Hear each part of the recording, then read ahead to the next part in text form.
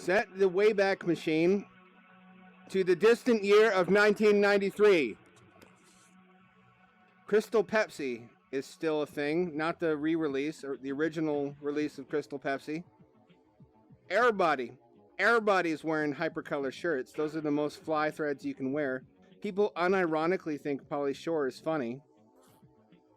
It was a strange and dark time in many ways.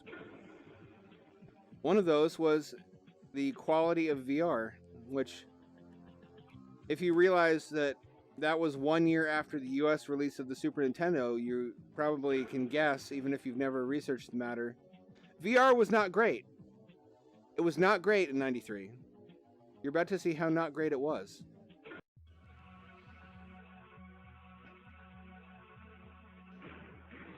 This is Dactyl Nightmare, which is the first VR game I ever saw.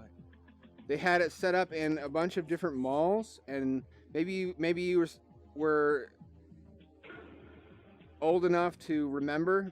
I don't know if you're a fucking crusty mummy like me at 33, but if you're old enough, you remember seeing these in malls. They had those big things you'd stand inside of with a magnetic tracking ring, and you would hold a single cyberpuck. That's why I don't have a left hand. There was only one controller. And you wear this giant headset by Virtuality, was the name of the company, that would clamp onto your head. Damn it. Clamp onto your head using a knob that would tighten it into place. And it needed to be tightened into place because it was like 15 fucking pounds. That's probably an exaggeration. It was heavy. It was big and heavy. And this was not even close to what you actually saw in the headset. This is much nicer. Luckily, there's a built-in emulation of what you would have actually seen back in the day, which you can activate like this. How does that grab you? How do you like that shit? Even this is not as bad because they're not emulating the frame rate. It was like 15 frames a second. And there's also aliasing, so the fact that the resolution is greatly reduced still doesn't fully capture the shit-tastic nature of 1993 VR.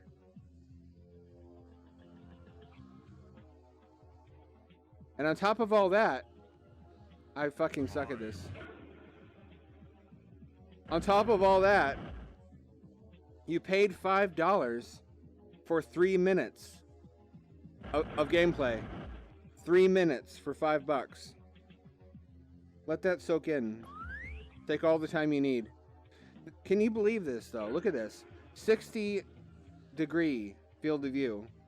And the resolution was not even QVGA. It was not 320 by 240. It was like 200 by 230. Some odd resolution like that. And it was 60 grand per machine. That's what a VR rig cost in 1993, because realize Super Nintendo was still state of the art. So rendering fully 3D polygonal environments and characters at 15 frames a second required some serious hardware back in the day. It required specifically a cluster of 4 Amigas. I want to say Amiga 4000s. Working together as a single unit with special software in order to render this many polygons at a frame rate where you could understand what was happening. Although I don't know why you would want to. Stone knives and bearskins, dude.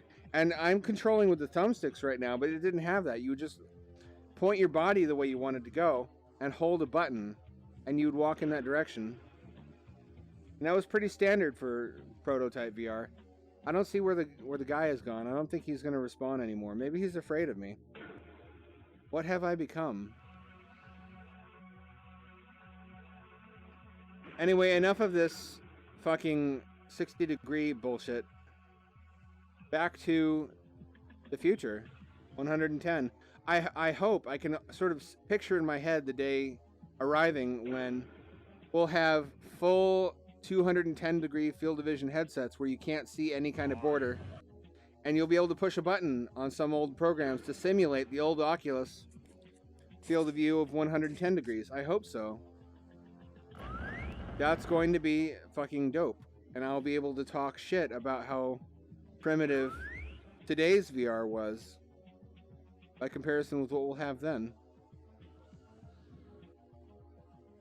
And there's a couple bugs in this. As much as I am impressed and delighted by the accuracy of this sim, the AI doesn't always respond, for one thing. For another, it doesn't always shoot you when it has you in its sights. It's fairly stupid. It will get stuck on the stairs sometimes.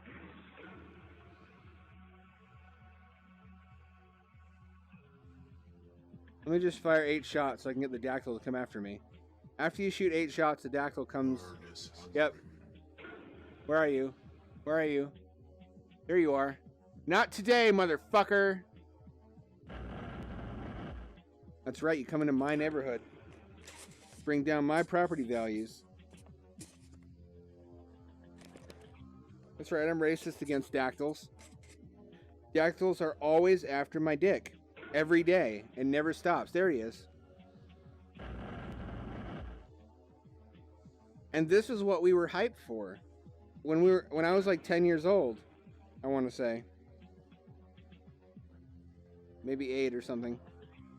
This is what we pictured the future of VR being like. And we were hyped for it. We were psyched because these graphics were better than anything we'd seen on a home console. I couldn't even imagine the graphics in modern VR games or PC games. I was picturing RPGs and adventure games with graphics like this. Like flat shaded polygons. I thought that was going to be the future of video games. And I was ready for it. I was still psyched. There was this series of young adult novels just simply called Virtual Reality. And they were Christian novels, oddly. I was going to a Christian fundamentalist junior high school at the time. And oddly, these books would mostly be about adventures in the virtual realm, but then randomly it would bring up scripture. Randomly it would start talking about the importance of a relationship with God and Jesus and things like that. Which was kind of a weird juxtaposition, but I guess there are Christian parents who really want you to be surrounded, their kid to be surrounded by that stuff all the time. So there's no chance that they'll ever have any other kinds of thoughts. But the stories themselves were nevertheless captivating. They were very friendly and adventurous and suitable for young adults or, tweens. And they tantalized me with a vision of a virtual reality adventure of VR not just being some silly arcade game, but there being whole worlds in VR where you can walk continuously in whatever direction you choose and run into people and into characters. They called them toons. There was like this cute toon girl in VR that the main character gets a crush on, and then it goes into this long spiel about moral philosophy, about whether it's right from a biblical standpoint to develop feelings for a virtual character, which is the most bizarre thing in the world, but I'm sure that to the author it seemed very sensible. And it is sort of valid territory philosophically to explore. It's a strange mixture of two things you wouldn't normally think go together. To be honest, I still kind of want games that look like this. I want there to be a genre of VR games, not this simple, more complex, like the complexity of a modern game like Skyrim, in terms of the size of the environments and the AI and the complexity of the missions. But instead of being set in a graphically realistic fantasy medieval type world, I want it set in a 1990s VR world, like sort of like Tron, only Tron was all like neon lines and shit. I want more flat shaded polygons. Like, it was easy to believe in 1990, by 95 or so, that this was just what the first generation of 3D games was going to look like, because 32X came out and Jaguar came out, by I think 94, and a lot of their games actually did look like this, and some of them were actually not bad. Iron Soldier was flat shaded, but it ran smoothly. Iron Soldier did. I'm gonna let him pick me up just so you can see what it looks like. Oh, he's got my dick! Ah! Why are you so hungry for human dicks? It doesn't even make sense.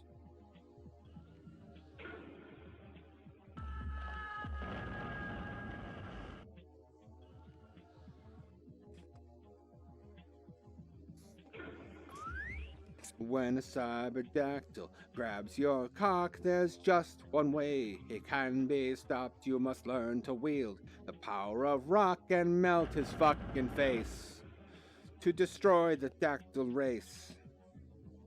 Dactyls, man. We go way back. This is a blood feud.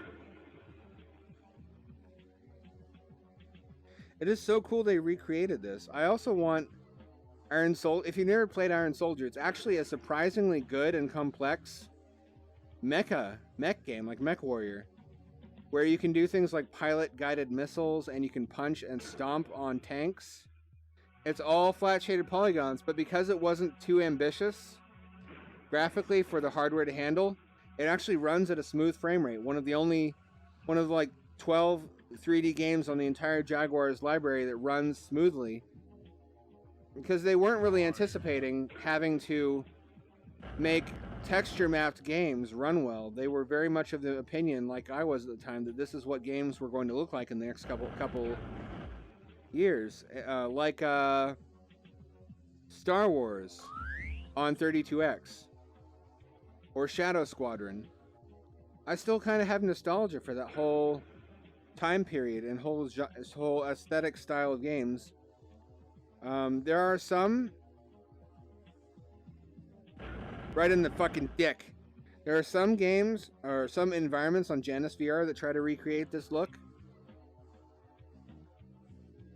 But I think Fallout 3 and 4 show that you can have a Bethesda, a Skyrim, Morrowind, Oblivion type game, but that is not in a fantasy world.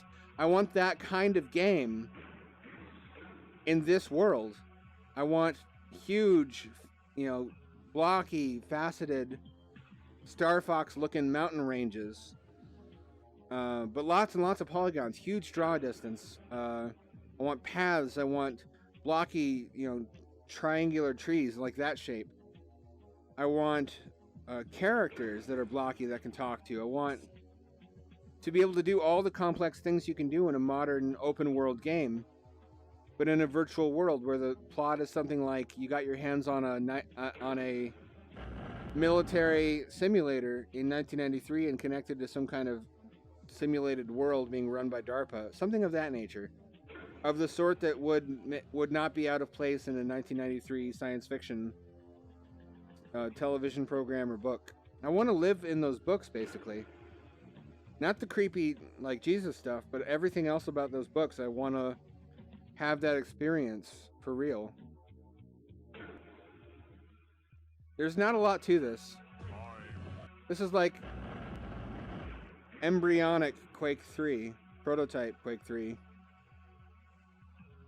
I think that's why they limited you to $5 for 3 minutes, because you get tired of this after about 10 minutes. So they can get everybody to play it maybe 3 times, and it's $15 a person. Come on, come on, come on, come on! Yes! Because of the arc, it actually is satisfying to nail a shot like that. I would not like to try to nail that shot in 15 frames a second, however.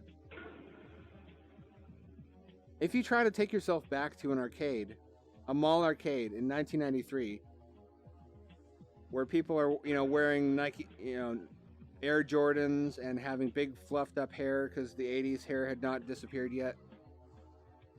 Women wore pantsuits with those huge fucking shoulder pads. And life is good. Life is simple. You're a kid. Drinking your fucking Crystal Pepsi and playing awesome arcade games. and you experience this for the very first time. Just try to imagine how excited for the future that would make you feel if you had never seen anything like this before. Even if this is what you saw, even if this shit was the full extent of it at 15 frames a second and even blockier than this, that would have just ignited your imagination. It would have set it on fire. And you would have expected that anything was possible with computers. A lot of people probably got involved in programming and in engineering because of experiences like that, where something new, something truly new that you've never seen anything like it before, comes out of nowhere and defies your understanding of what is even possible. It was like a whole new world, dude. I was psyched, and it's easy to see from that standpoint how virtual reality became such a buzzword, how everybody became so incredibly hyped for it, and consequently why it was so painful and disillusioning to wait, let's see, 1993, 10, 11 years, I want to say. No, 23 years. Excuse me. I can't math when I'm in VR. 23 fucking years until we actually got something like we were imagining, actual good.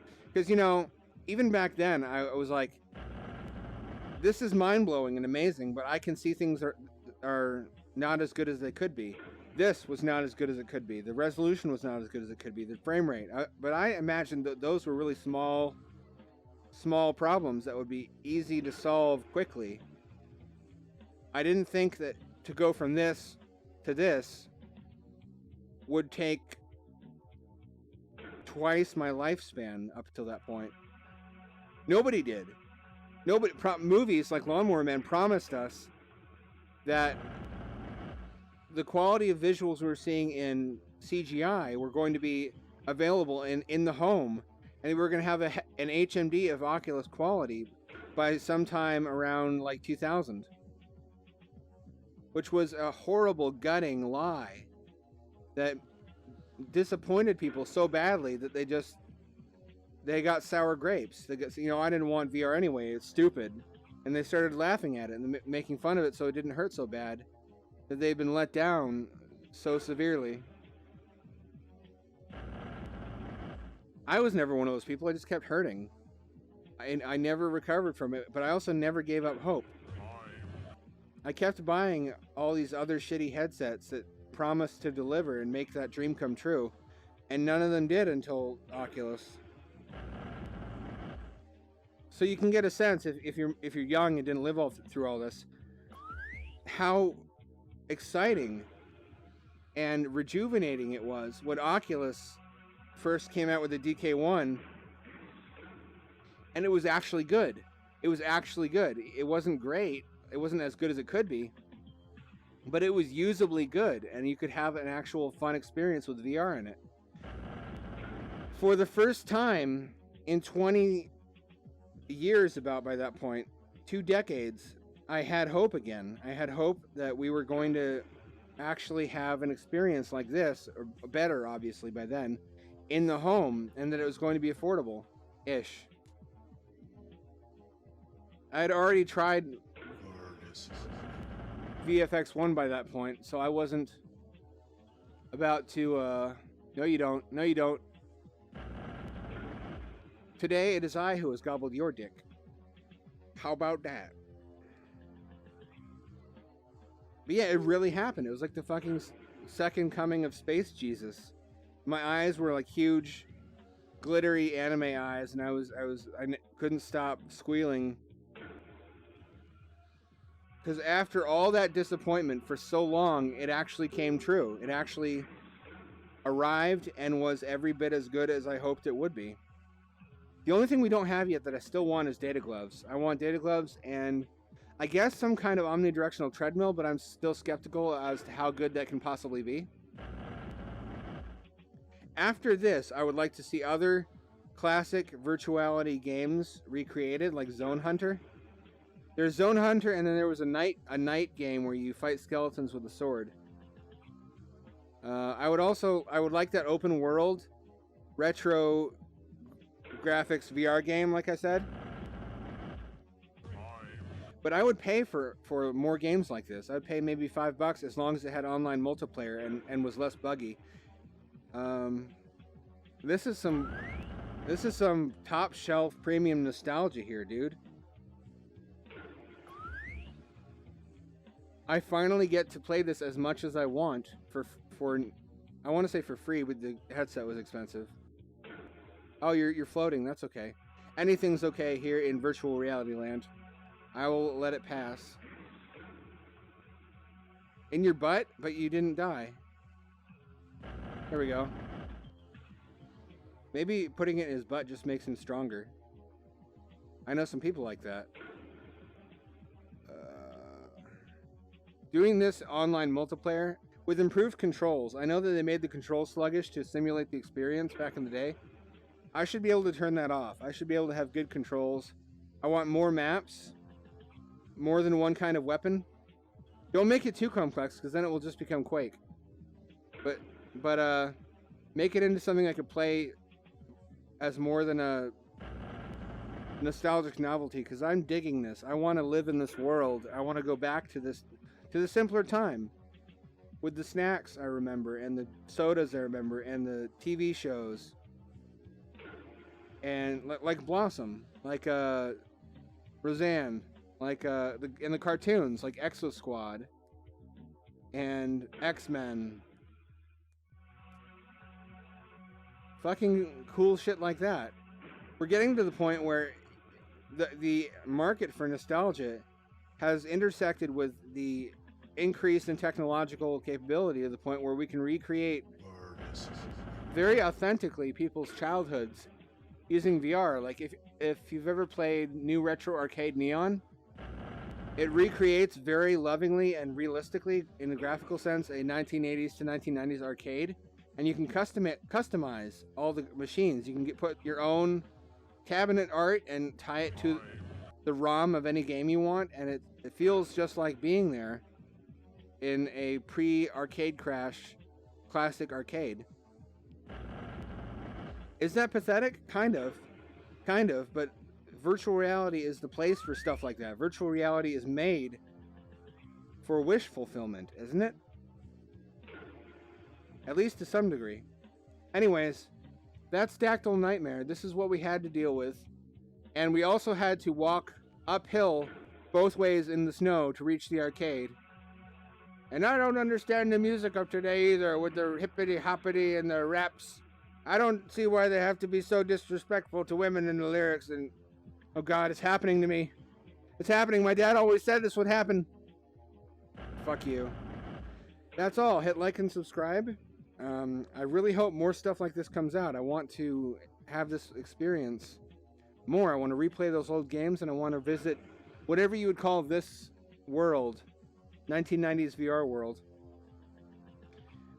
Anyway, stay cozy, and always remember that the power was inside of you all along.